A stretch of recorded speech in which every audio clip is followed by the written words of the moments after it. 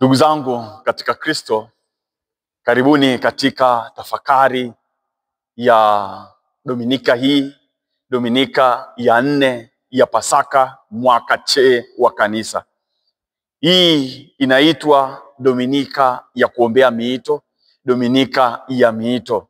Ni katika Dominika hii miito mtakatifu inaombewa, miito ya utawa na miito ya ndoa.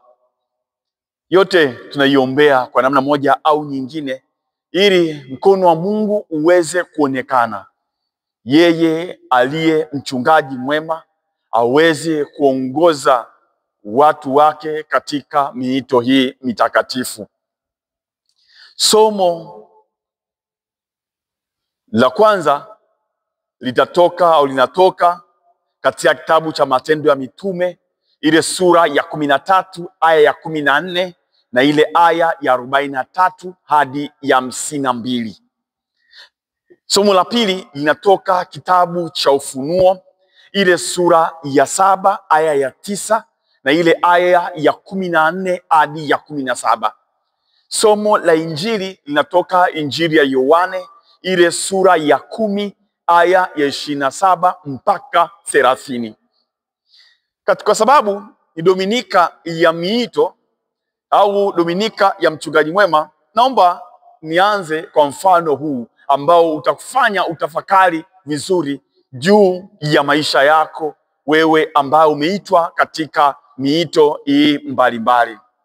Padri mmoja mdogo katika utume, alipadilishwa tu hivi, alikuwa anafundisha mafundisho ya dini kwa watoto wadogo kabisa. Alikuwa anawafundisha na alikuwa anafundisha, ilikuwa ni kipindi hiki cha masuala ya mchungaji, masuala ya nini, alikuwa anafundisha na watu walikuwa wanapenda sana story.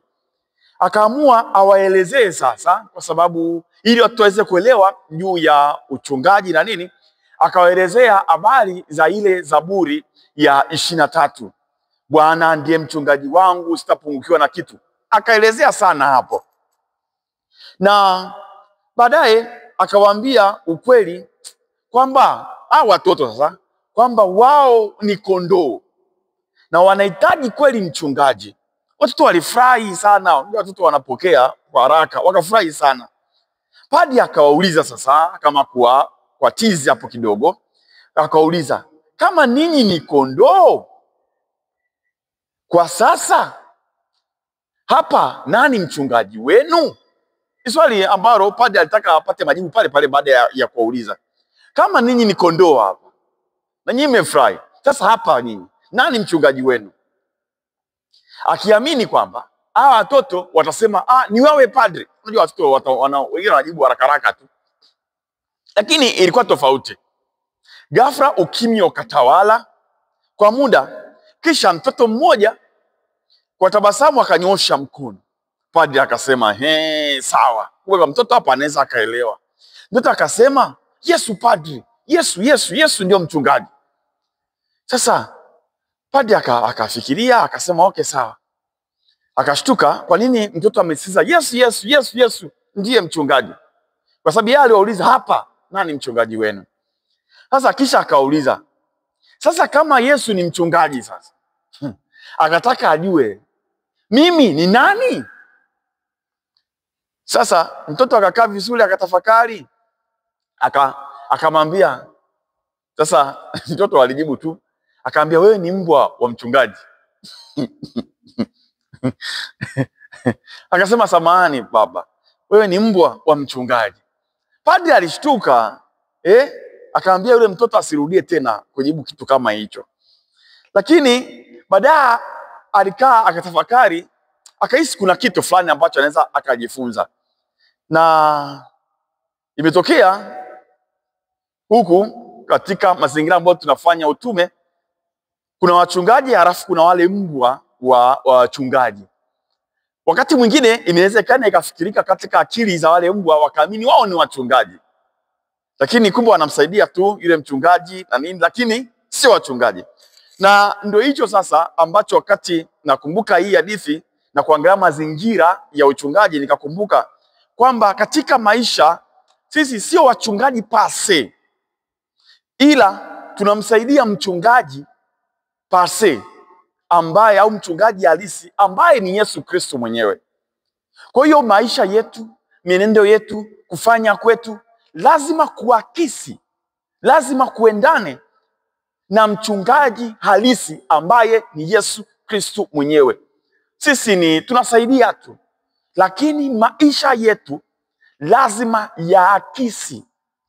yaakisi mchungaji halisi ambaye ni Yesu Kristo. Sisi tunasaidia tu kama alivyo mchungaji basi hivi, lakini maisha yetu naomba lazima yaakisi. Na ndio maana wazo kubwa la Dominika hii ni jiangalie mara mbili. Jiangalie mara mbili. Yaani itazame tena na ujaribu kuangalia, je, wewe maisha yako, kufanya kwako, kutenda kwako kunaakisi uchungaji au kunaakisi kweli mchungaji mwema pase au halisi ambaye ni Yesu Kristo? Jiangalie mara mbili katika maisha yako ya utawa, maisha yako ya upadre, maisha yako katika familia, kokote pale. Je, yanaakisi kweli? Na kama nilivyosema, hebu tuangalie vizuri sasa haya masomo yetu, tafakari moja baada ya lingine, na mwisho tujenge hoja hii, tuiwekee msingi hii hoja ya kuitazama mara mbili, tuone inatufikisha wapi. Somo la kwanza nilisema linatoka kitabu cha Matendo ya Mitume, ile sura ya 13 aya ya 14 na ile aya ya 43 mpaka ya 52.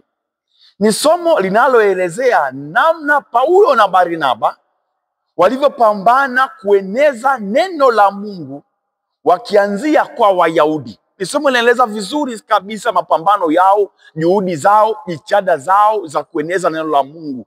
Hawa ambao walitamani au wanafanya maisha yao yaakisi maisha ya mchungaji huyu aliye mwema. Hii ilikuwa ni nguvu walioipata kwa kufuata sauti ya Yesu Kristo mwenyewe aliye mchungaji mkuu. Watu walisikia sauti ya Kristo, wakaifuata na wakatekeleza sauti kwa matendo yao na nguvu zao na akili zao zote, Paulo na Barnaba. Lakini kama alivyofanyiwa mchungaji mkuu, na wao walifanyiwa vile vile. Walibishiwa, walitukanwa, walikataliwa. Lakini licha ya hayo yote, kwa kuwa walimtazama mchungaji mkuu na wakatambua kwamba mchungaji mkuu alifanyiwa vile vile, hawa mitume hawakukata tamaa. Wajitazama wao, wakaona ndani mwao na wakasikia sauti ndani mwao ikiwaeleza, nimekuweka uwe nuru ya mataifa, upate kuwa wokovu hata miisho ya dunia. Kitabu cha nabii Isaya ile sura ya 49 aya ya 6. Jambo hili liliwatia moyo sana, na mataifa kweli waliposikia hilo walifurahi sana, wakawapokea hawa mitume. Walipokataliwa upande mmoja, wao waligeukia upande mwingine na wakaendeleza utume ule ule aliyokuwa anafanya mchungaji mkuu. Ndugu zangu, naomba niwaambie, jitazame mara mbili katika kutimiza vile ambavyo unapaswa kufanya, katika kutimiza wito uliopewa. Si wakati wote utaeleweka. Lazima kutambua si wakati wote utakubalika. Lazima kukubali kwamba si wakati wote utapokelewa vizuri. Si wakati wote utapongezwa. Haipo hivyo. Lazima kuelewa hivi. Kama mchungaji mkuu alifanyiwa hivyo, katika maisha yetu vile vile tafanyiwa vile vile. Kwa sababu ni hulka ya mwanadamu kupenda, kupendwa, kukubalika, kueleweka, kupokeleka. Lakini kumbe ulimwengu hauko hivyo. Kuna wakati utapingwa, kuna wakati utakataliwa, kuna wakati hautakubalika, hata iwe ofisini, iwe kwenye taasisi, iwe katika familia, iwe kokote pale. kuna wakati, amini usiamini, hautakubalika. Mawazo yako, mtazamo wako, mwenendo wako, namna unavyotenda hautakubalika. Lakini ukijitazama vizuri na ukamtazama aliye kuhani mkuu au aliye mchungaji mkuu, utatambua kwamba wewe ni nuru kama mitume walivyofanya. Sasa kama nuru haitakiwi kuzimika kirahisi tu. Wewe ni nuru katika familia, ni nuru katika kanisa, ni nuru katika jamii kwa ujumla, ni nuru katika ofisi yako, ni nuru katika biashara, ni nuru katika majukumu uliyokabidhiwa kuyatenda. Nuru haizimwi kirahisi. Nuru haififii kirahisi. Mwanga wako lazima uangaze ili wote wajue, familia ijue na wakutambue kuwa kweli wewe ni mchungaji katika misimamo yako na katika kutenda kwako. Tunasoma katika Injili ya Mathayo ile sura ya 5 aya ya 15 mpaka ya 16. Watu hawawashi taa na kuiweka chini ya pishi, bali wanaweka juu ya kinara iweze kuangaza.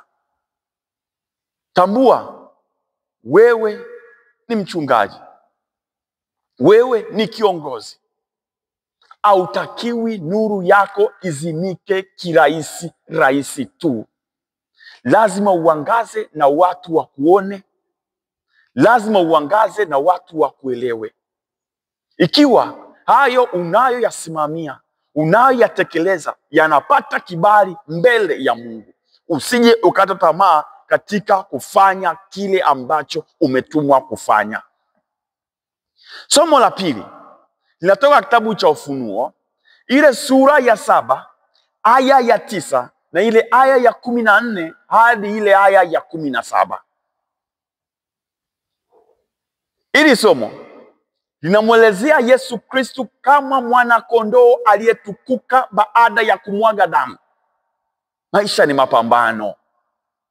Hakuna maisha au mafanikio nare au yalele mama tu, yani hivi kirahisi. Hakuna. Ikumbuke kuwa, naomba nieleze, kitabu kiliandikwa kuwapa moyo wa Kristo wa karne ya kwanza waliokuwa wanapambana usiku na mchana katika kutetea imani yao. Waliuawa, walikataliwa, walitukanwa, walitemewa mate, walifungwa, lakini walibaki na msimamo wao juu ya mchungaji waliyekuwa wanamwamini. Waliendelea kusikia sauti na kumfuata mchungaji waliokuwa wanamwamini. Mateso japo yalikuwa usiku na mchana, sauti ya huyu waliyekuwa wanamwamini iliendelea vile kuwatia moyo usiku na mchana, na walimfuata usiku na mchana bila kukatishwa tamaa na mtu yoyote. Yohane mwenyewe aliyewaandikia sasa alikuwa katika mateso katika kisiwa cha Patmos akiwa amefungwa. Anawaandikia kuwapa moyo, na ndio maana anasema wale waliomwaga damu wako mbele ya kiti cha enzi cha Mungu na mbele ya mwana kondoo. Wamevikwa mavazi meupe, wana matawi ya mitende mikononi mwao. Hii ni alama ya ushindi baada ya mahangaiko na mateso. Nao katika mwana kondoo huyu wanapata furaha na machozi yao yanafutwa. Naomba niwaambie, hakuna mafanikio yoyote yale ambayo yanakuja kirahisi.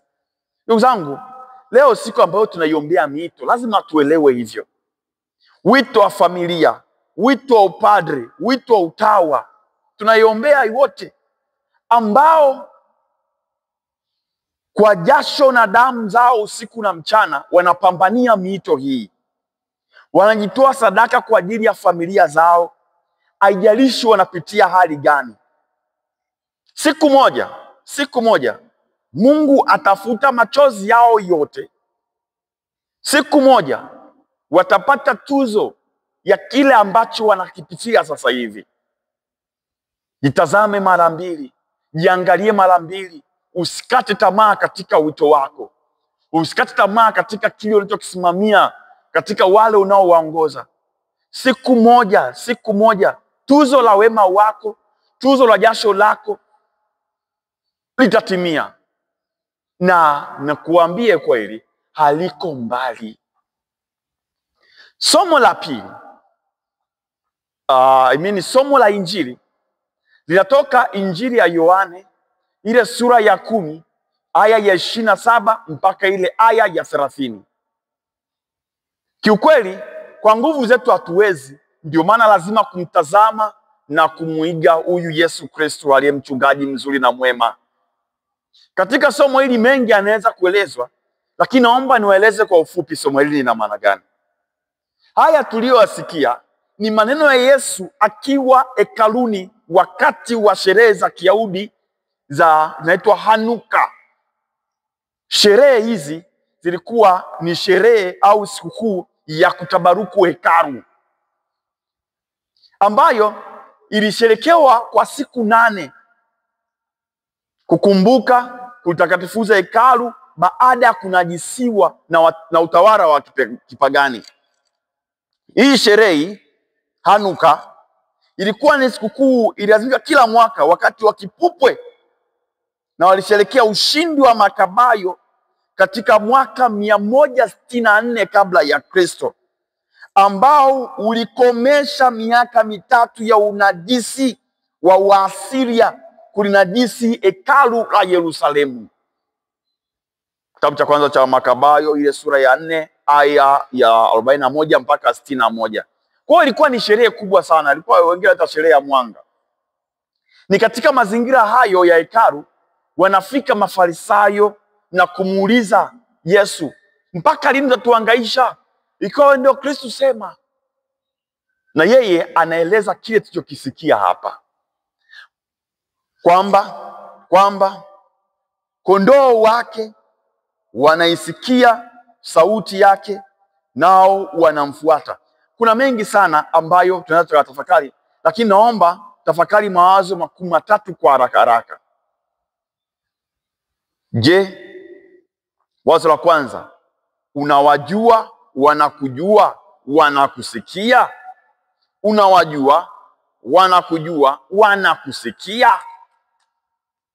Yesu Kristo aliye mchungaji mwema katika hilo wazo anasema, kondoo wangu waisikia sauti yangu, nami nawajua, nao wanifuata. Baba Mtakatifu Francisco anasema, mapadre, nukieni harufu ya kondoo. Maana yake ni nini? Muwe karibu na waamini ili kuwajua vizuri na wao kuwajua vizuri ninyi, waweze kusikia sauti zenu. Na ndio hicho mapadri wanachokifanya usiku na mchana. Ukiona padri anajitahidi kutembelea jumuiya, wagonjwa, familia, kukaa na watu walika zote, ni ile hali ya kuwa karibu na kondoo zake na kunukia harufu ya hawa kondoo zake. Mtakatifu Yohane Krizostomo anasema, kama kondoo hawamfuati Yesu, si kwa sababu yeye si mchungaji, bali ni kwa sababu wao si kondoo. Mtakatifu Yohane Krizostomo anasisitiza hizo. Ndugu zangu, na ndio hicho ambacho tunatakiwa katika wito wa familia. Baba, mama, tunapaswa kufanya kwa watoto wetu, kuwajua na wao watujue, ili waisikie sauti yetu. Naomba niwaambie leo, jiangalie mara mbili. Watoto wako wanakujua? Watoto wako unawajua? Watoto wako wanakusikia? Nitawapa mfano. Kwa nini nasema hivi? Siku moja ilisikia kelele za watu.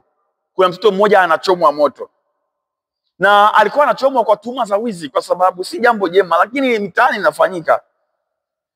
Huyu mama huyu alisikia sauti hii, lakini hakutoka. Ghafla alishangaa kuona aliyekuwa anachomwa moto ni mwanaye. Hakuelewa. Ni kwa sababu alikuwa ajui tabia za mtoto wake, na kama alijua alipuuzia. Leo kama mchungaji mwema tujiulize, tunawajua vizuri watoto wetu? Tunawafuatilia? Tunapata muda wa kukaa nao? Dunia imebadilika, matukio ya ajabu ni mengi, matatizo ni mengi, tabia ni nyingi. Unawajua? Wanakujua? Unawasikia?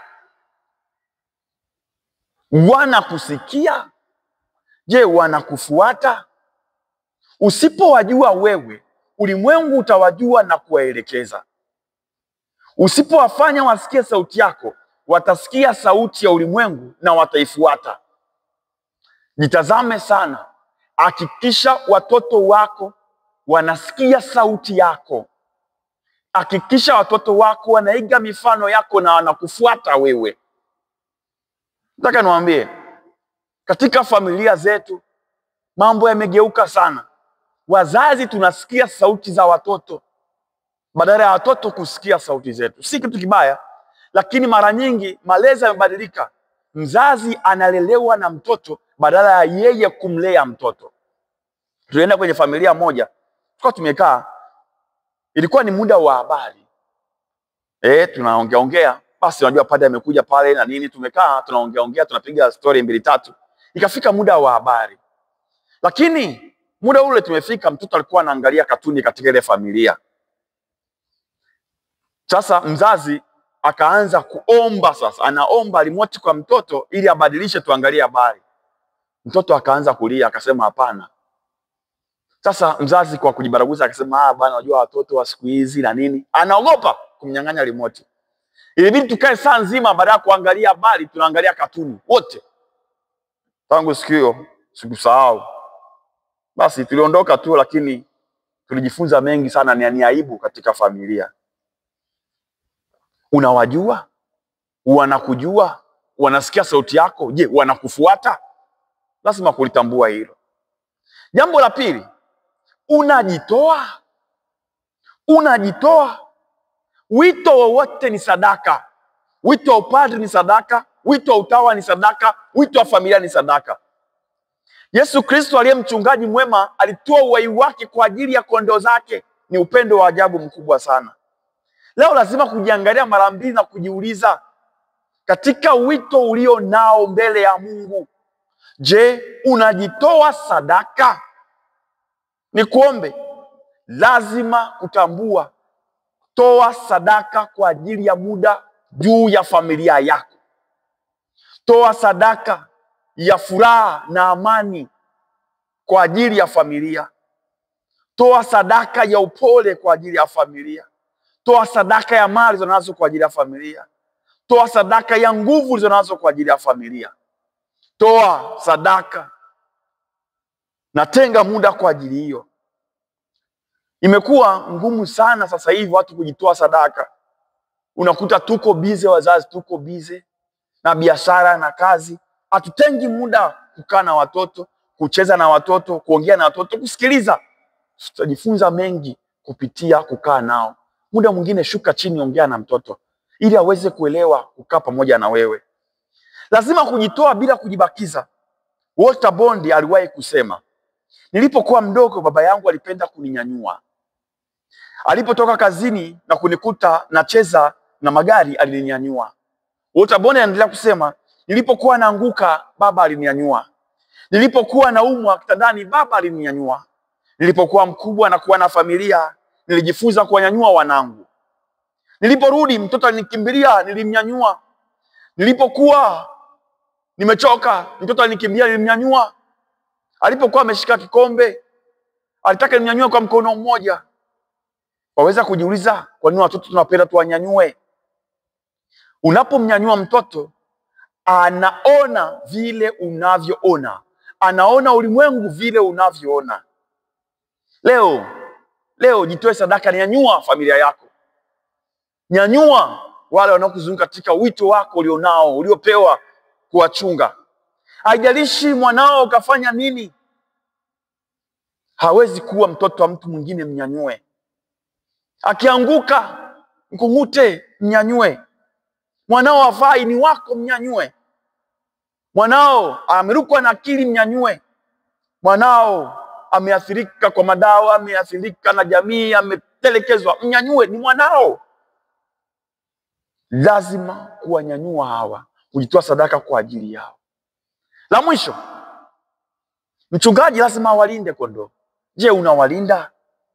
Kristo ameweka kondoo zake mikononi mwa Baba. Ameweka kondoo zake mikononi mwa Baba ili waweze kuwa imara. Naomba nikwambie, baba, mama, linda familia yako na iweke mikononi mwa Mungu kwa gharama yote. Linda familia yako kiuchumi, linda familia yako kijamii, linda familia yako kiroho.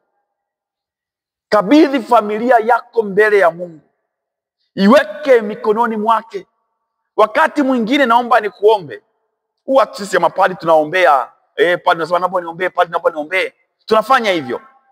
Nikuombe, wakati mwingine kama mchungaji, kaa mbele ya Mungu, piga magoti, si kwa ajili yako, bali kwa ajili ya wale waliowekwa mbele yako. Piga magoti mbele ya Yesu, ombea familia yako, ombea watoto wako, ombea yale yanayoendelea na malengo ya ndoto za familia, ili Mungu aweze kuonekana. Jitazame tena mara mbili, jiambie, mimi ni mchungaji mwema, ninastahili kuwalinda kondoo zangu, ninastahili kuweka kondoo zangu mikononi mwa Mungu, ninastahili kujitoa sadaka kwa ajili ya kondoo, ili siku zote Mungu atukuzwe nasi tupate utakatifu milele na milele. Amina. Mungu akubariki katika wito wako, na neema na mkono wake uonekane katika safari ya wito huu ulio nao. Mungu akubariki milele na milele. Amina. Tumsifu Yesu Kristo.